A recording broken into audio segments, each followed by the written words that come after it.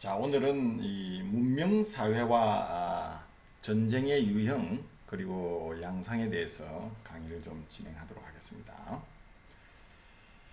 자, 우리가요, 인간은 이 누구를 막론하고 이 천사와 악마의 심성을 동시에 갖고 있다고들 하죠. 이 전쟁은 이 잔인한 어떤 살육과 또 이 파괴를 주관하는 악마의 신이다라는 말이 있고요. 또 동시에 이 쌍방 간의 또 다자 간의 이 분쟁과 갈등을 해결해주는 또 역할자임과 동시에 또 새로운 창조와 건설의 주인공도 역시 인간이기도 하죠.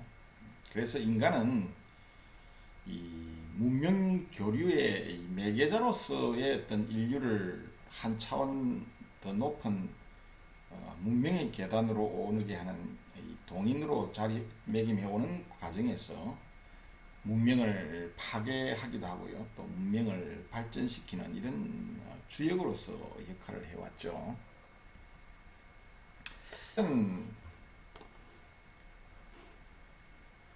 갈대와 같이 연약한 존재다라고 파스칼이 명상록에서 이 이야기를 했죠.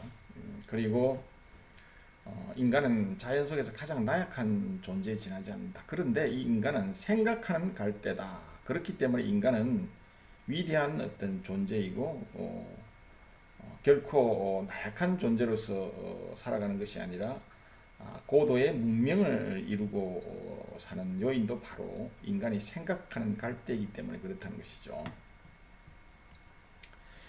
자, 그래서 우리가 인간의 어떤 문명의 발전 과정을 보면요, 인류의 문명 과정을 보면 크게 우리가 농업시대, 그리고 산업시대, 산업사회, 산업혁명에 의해 산업사회, 그리고 오늘날의 지식정보화 사회로 문명이 진화하고 발전해 왔다고 볼 수가 있습니다. 농업시대에는 크게 이제 세 단계로 우리가 흔히 이야기를 하는데요. 이 1단계는 기원전 시대로서 약 8천년 동안 이 인류는 불과 바퀴 그리고 금속의 발명 그리고 여러 가지 그리스의 자연 철학, 뭐 유클리드의 기하학, 피타고라스 정리 또는 히포크라테스의 의학 이런 어떤 발전 과정을 통해서 이 인간의 어떤 야만의 시대에서 문명의 시대로 개화하기 시작한 단계를 우리가 농업 시대의 첫 번째 단계다 이렇게 설명을 하고요. 그 다음에 이제 2단계는 기원 후 콜럼버스가 이 아메리카를 발견하는 대항해 시대죠. 대항해 시대. 발견하는 이 1500년간의 이 시대를 말합니다. 이때는 이제 종이와 나침반과 그리고 금속 활자가 발명이 되었고요. 그리고 숫자 중에 이제 0이라는 개념이 이제 발견이 된 시기가 이 시기이기도 합니다. 그리고 천문학에 관한 연구가 본격적으로 이루어졌고요. 그래서 인간의 어떤 천체와 우주에 대한 어떤 탐구 정신과 또 대항해 시대를 만나서 어떤 새로운 미지를 개척하는 이 탐험 정신이 꽃을 피우기 시작한 단계가 바로 농업시대 2단계 단계로 우리가 설명을 하고요. 그 다음에 이제 농업시대의 3단계는 1700년까지 약 한 200년 동안 진행된 시기인데요. 코페르니쿠스가 이 지동성이 아니고 지동설이죠. 지동설을 주장한 이후에 이 현미경과 또 망원경이 발견이 되고요. 그리고 3차 방정식 등 이런 과학과 철학이 발전하는 순수과학 분야가 혁신적으로 발전한 단계를 우리가 농업시대의 3단계로 이렇게 설명을 하고 있습니다.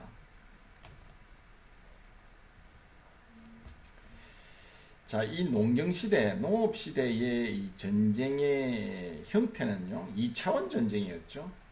즉, 지상과 해상, 즉, 보병 또는 뭐 전차에 의한 어떤 사람이 에, 땅에서 전투를 하고, 그리고 이제 배를 타고 바다를 통해서 전쟁을 하는 이런 지상과 해상에서 인간이 이제 힘과 근력과 또 동문의 힘을 이용해서 지상전을 하고요. 그리고 여러 가지 이 고대 전쟁의 형태, 뭐 손과 발을 이용한 어떤 전투, 그리고 몽둥이와 돌, 칼, 활, 창, 방패, 바람을 이용한 범선 또는 인간의 어떤 노를 저어서 배를 운항하는 이런 노선 등으로 구성된 주로 자연에 의존해서 주로 도구를 제작을 하고요.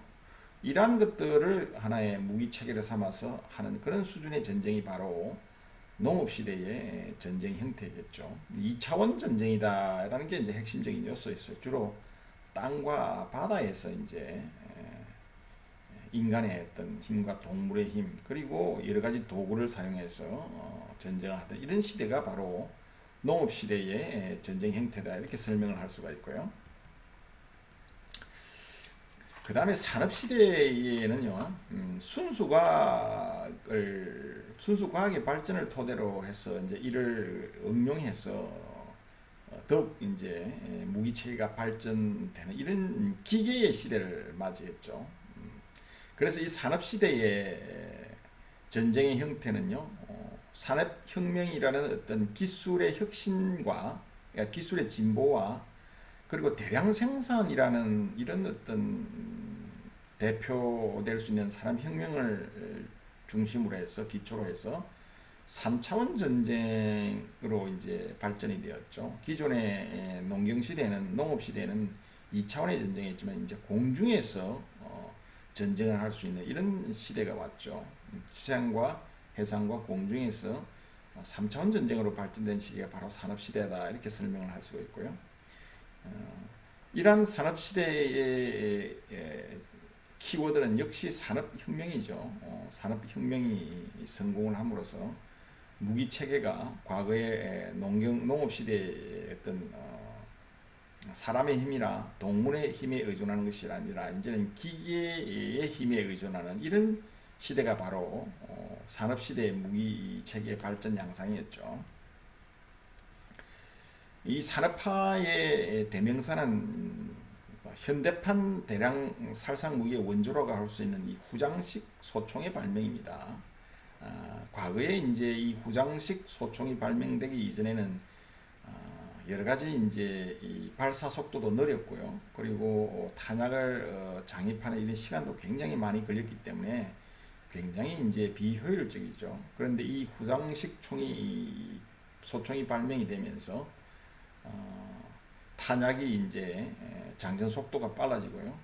그러다 보니까 결국은 이제 명중률과 또 여러 가지 질적 무기의 어떤 성능의 질적 향상을 가져왔죠. 그래서 살상력이 굉장히 높아졌죠. 그리고 1789년에 이제 프랑스 대혁명이 시작이 되면서 과거와는 달리 이제 국민들이 군대를 구성해서 하나의 국민 군대의 형태가 탄생을 하게 되죠. 이런 것들은 다 산업시대에서 일어났던 일들입니다. 그래서 이 산업시대의 전쟁은 앞에서 설명한 대로 지상과 해상, 공중의 어떤 3차원에서 전쟁이 진행이 되었고요. 외곽에서부터 즉 중심에 위치해 있는 어떤 적의 전쟁 지도부를 외곽에서 이제 배치된 이 부대가 중심부로 공격하는 형태, 즉 외부에서 내부로 진격해 들어가는 이런 어떤 형태의 전쟁이었죠. 그래서 외부에서 전략적 중심 지역으로 접근해가는 이런 지상군 중심의 군사 전략이 일반화된 패턴이었고요. 그리고 이 산업시대에는 대량 파괴와 이 무차별 대량 살상이라는 선멸 전략과 그리고 전격전 전략, 또 사전에 전쟁을 억제하기 위한 이런 억제 전략, 그 다음에 전쟁이 발발하게 되면 즉 억제 실패하게 되면 승리하기 위한 이 방위 전략 이런 어떤 전략 개념이 발전을 했죠. 자, 그래서 이 산업시대에는 특징이 3차원 전쟁의 어떤 수행이 이루어졌다는 거 하나 하고요. 두 번째는 대량 파괴, 대량 살상이 가능해졌다는 것 하고요. 참 불행한 일이죠. 그리고 전략적인 측면에서도 이제 적을 섬멸하는 섬멸 전략과 그 다음에 공격적인 어떤 전략으로서는 정격적인 전략, 그리고 이제 워낙 무기의 살상력과 치명성이 강해지면서 전쟁이 일어나서는 안 되겠다는 어떤 위기감에서 출발한 이런 전쟁 억제를 위한 억제 전략과, 그리고 만약에 전쟁이 발발하게 되면 반드시 전쟁에서 승리해야 된다는 이런 절박감 때문에 어떤 방위 전략 이런 것들 개념이 발전했죠. 우리가 1, 2차 세계대전을 거치면서 인류는 어마어마한 이러한 대규모의 어떤 살상과 또 아주 더러운 전쟁을 경험하게 되죠. 파괴적이고 또 인간의 존엄성이 완전히 말살이 되고, 그리고 참혹한 전쟁, 그리고 대량 살상과 대량 파괴가 이루어지는 이런 어떤 끔찍한 전쟁을 우리가 산업시대에 경험을 하게 되었던 것이죠. 그 다음에 이 산업시대의 전쟁의 지위 구조도 굉장히 이제 수직적이고 계층적인 어떤 그런 구조로 변했죠. 그래서 주로 이제 이 전화와 또는 무전기, 즉 유무선을 활용하는 이런 병력과 화력 중심의 이 대부대를 집중적으로 지휘 통제하는 형태로 전쟁이 수행이 됐죠. 이 당시에 이제 조직은 굉장히 어떤 상하 수직적인 어떤 그런 어떤 지휘 통제 구조를 갖춘 시대였다고 볼 수밖에 없죠. 왜냐하면 어떤 기계의 시대이기 때문에 결국은 이러한 어떤 유무선에 주로 의지할 수밖에 없는 이런 통신 시스템을 갖고 있었기 때문에 결국은 수직적 계층적 구조의 어떤 지휘 통제 시스템이었고요. 그래서 이제 이러한 어떤 특성에 따라서 뭐 우리가 대표적인 예가 바로 이 2차 세계대전 당시에 이 독일의 후티어 장군이 개발한 이 종심 돌파 전술, 즉 이제 적의 어떤 기습 화력으로서 적의 어떤 중심을 이렇게 먼저 타격을 하고 그 다음에 보병들이 또는 기갑 부대들이 이렇게 돌진해 나가는 이런 전술이 바로 종심 돌파 전술인데요. 이게 후티어 장군이 개발해서 상당한 효과를 독일군들이 보았어요. 물론 독일군이 2차 세계대전에서 패배를 했지만 초기에서는 이 후티어 전술이 상당히 이제 효과를 봤고요. 그리고 이 후티어 전술에 이제 대응하기 위해서 프랑스에서는 이제 이 꾸로 장군이 이 종심 방어 전술을 개발해서 또 독일군의 어떤 공격적인 어떤 그런 전략에 대비한 게 바로 이 꾸로의 종심 방어 전술이죠. 그래서 이러한 것들이 이제 이 산업시대에 발달한 전술 전략의 개념입니다. 그리고 이 이후에 이제 다시 이제 네이토를 중심으로 해서 2차 세계대전 후에 이제 공지 전투라는 개념이 생겼죠. 이 냉전 시대에 이제 2차 세계대전이 끝나고 미소가 팽팽하게 이제 서로 이념을 중심으로 동서 냉전 시대에는 이제 유럽 방위를 위한 나토가 구성이 되고 나토 동맹이 구성이 되고 또 여기에 대응하기 위한 소련을 중심으로 한 동구 유럽의 WTO 바르샤바 조약기구가 동맹, 이 두 개의 동맹이 블록을 형성해서 이제 대립을 하고 있는 이 상태에서 결국은 이 연합국 측에서 소련의 어떤 기갑부대, 후방에 있는 기갑부대들의 위협적인 것들을 이제 격퇴하기 위해서 만들어낸 개념이 바로 이 공지 합동 작전인데요. 이러한 것들이 이제 이 산업 시대에 발전한 어떤 전략적인 어떤 전술적인 전략적인 하나의 교리다, 이렇게 여러분들이 이해할 수가 있습니다. 자, 그런데 이제 오늘날은 이제 산업 시대를 넘어서 농경 시대와 산업 시대를 넘어서 정보 혁명으로 인한 지식 정보화 시대에 우리가 이제 들어와 있죠. 자, 그래서 이 지식 정보화 시대에서는 이 복합 과학 기술의 시대로 우리가 진입했다, 이렇게 이야기할 수 있고요.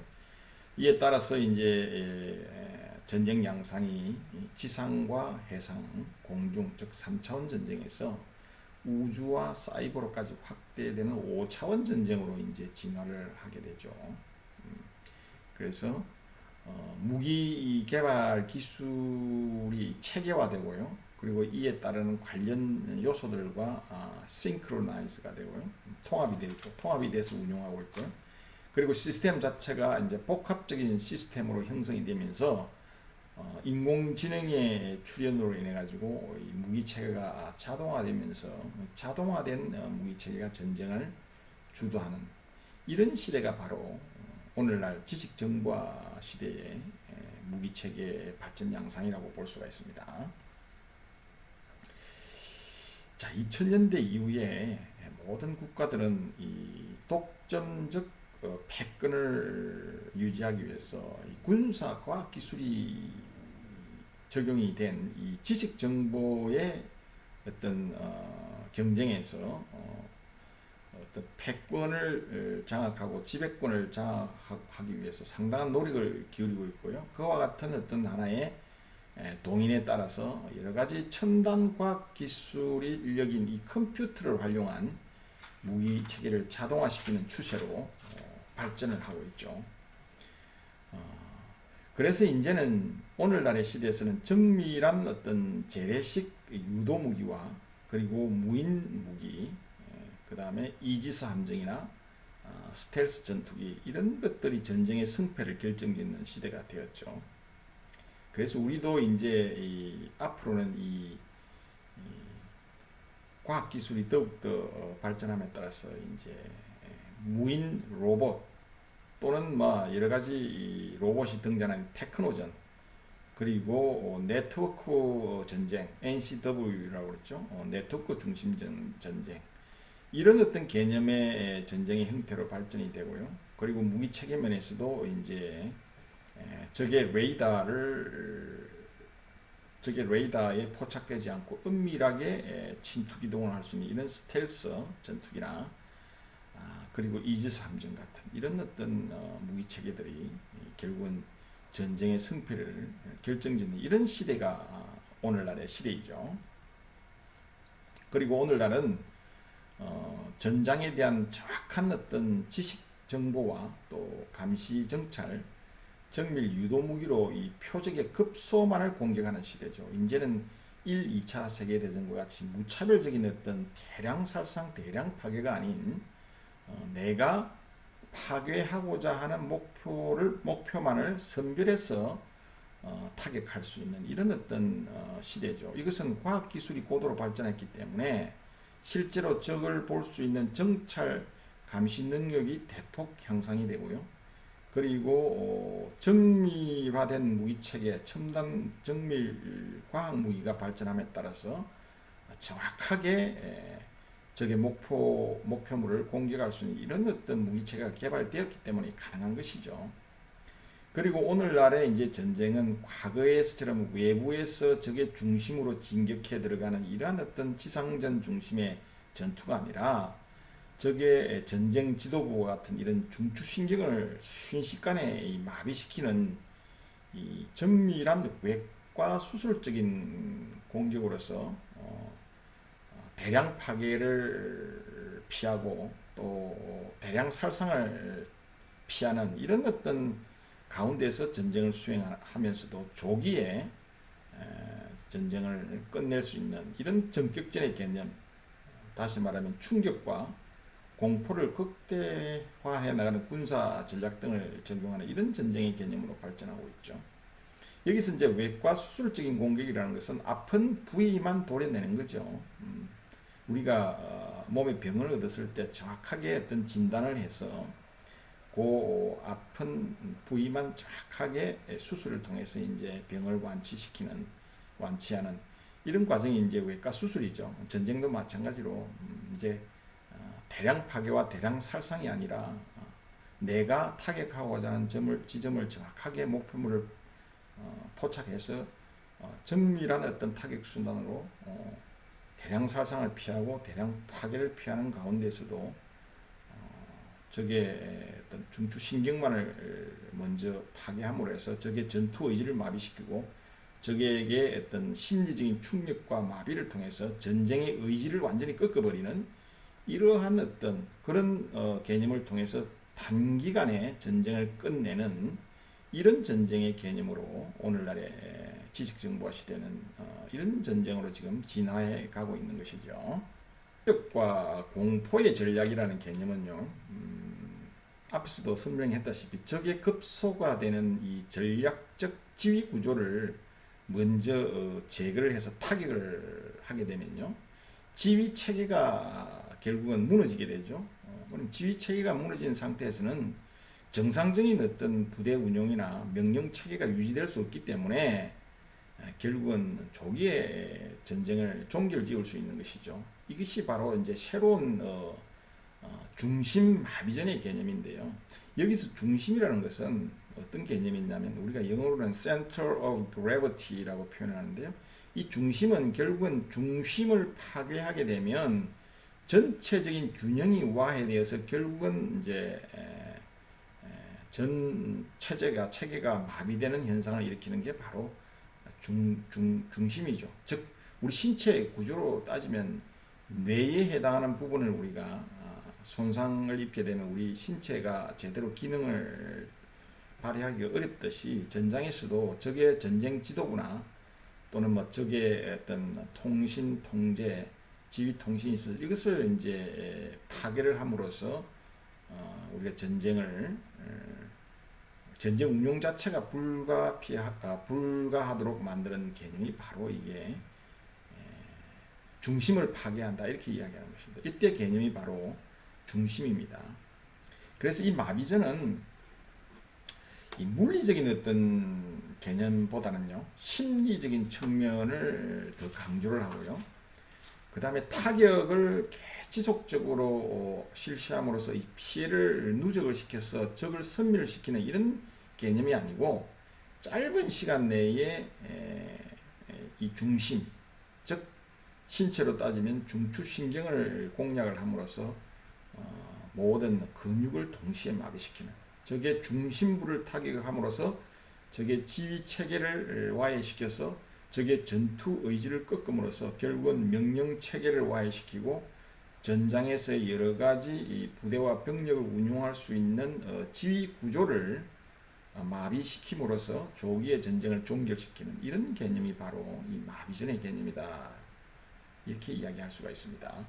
그래서 이러한 마비전의 개념을 수행할 때 우리가 먼저 적의 중심을 파괴해야 한다. 이런 용어들을 쓰고 있는데요. 중심이라는 개념은 방금 지금까지 설명했던 그런 개념들이 바로 중심, 우리가 중심을 파괴하게 되면 결국은 전쟁에서 어떤 승리를 결정짓게 되는 어떤 요인을 파괴했다 이렇게 이야기할 수가 있는 것이죠. 그렇기 때문에 우리 아군의 입장에서는 적의 중심을 찾아서 파괴하려고 우선적으로 노력을 해야 되고요.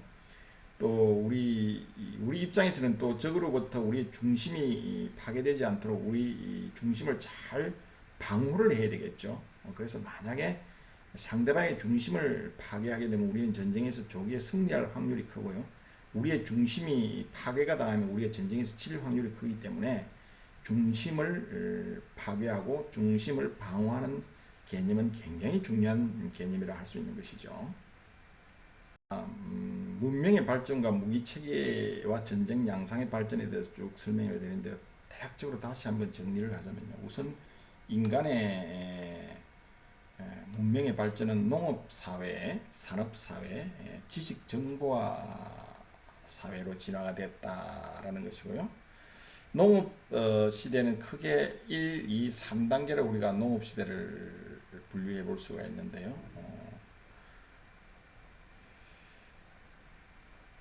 그래서 이 농업 시대에는 주로 이제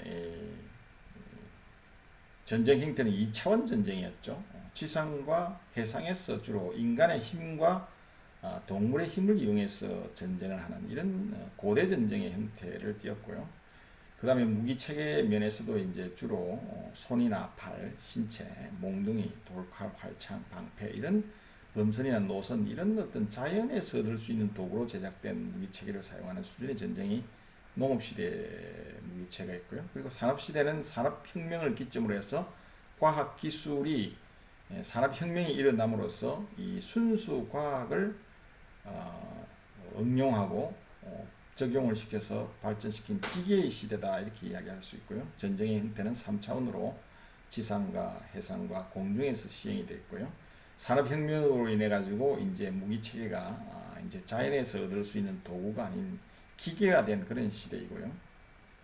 그래서 이 산업혁명의 전쟁의 특징은 대량 파괴와 대량 살상력으로 대표될 수 있고요.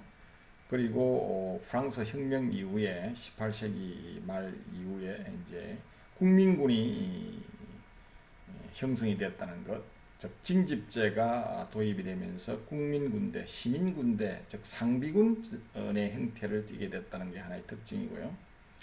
그래서 이 산업시대의 전쟁은 이제 농업시대와는 달리 3차원 전쟁으로 발전했죠. 지상과 해상과 공중에서 전쟁이 일어나는 형태이고요. 그리고 이제 외선작전, 즉 외부에서부터 적의 중심부로 진격해가는 지상군 중심의 군사 전략이 구현이 되었고요.